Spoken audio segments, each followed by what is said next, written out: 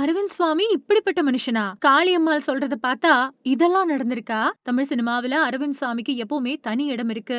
அவரு அறிமுகமான காலகட்டத்துல இருந்து இப்ப வரைக்கும் அவரு தன்னோட படங்களின் மூலமா ரசிகர்களுக்கு பெரும் திருப்திய கொடுத்துக்கிட்டே இருக்காரு.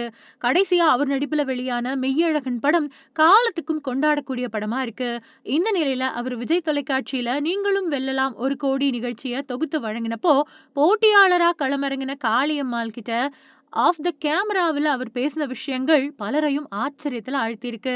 சமீபத்துல காளியம்மாள் குடுத்த பேட்டியில, "நான் முதல்ல அந்த நிகழ்ச்சிக்கான ஆடிஷனுக்கு போறப்போ, எனக்கு போட்டியில கலந்துக்கணும், பணம் ஜெயிக்கணும் அப்படிங்கிற எண்ணமெல்லாம் கிடையாது. மீனவர்களோட பிரச்சனைகள பேச ஒரு ஊடகம் தேவை அப்படிங்கிற மனநிலையில தான் போனேன்.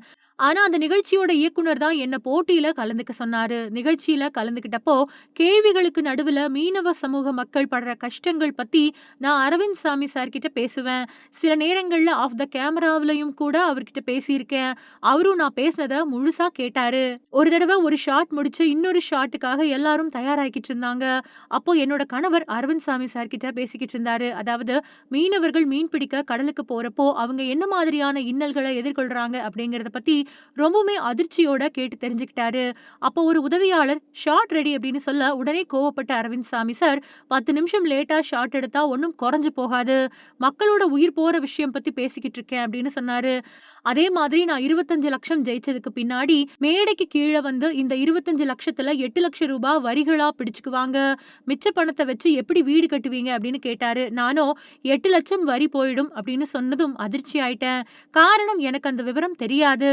அதுக்கு பின்னாடி அரவிந்த் சாமி சார் கிட்ட அவரோட உதவிய மறுத்துட்டேன். ஆனா அவரு தொடர்ந்து கேட்டுக்கிட்டே இருந்தாரு. ஆனா நான் மறுத்துட்டேன். ஆனா அவருக்கு எங்களுக்கு ஏதாவது உதவி செய்யணும் அப்படிங்கிற எண்ணம் இருந்துச்சு அப்படின்னு சொல்லியிருக்காங்க.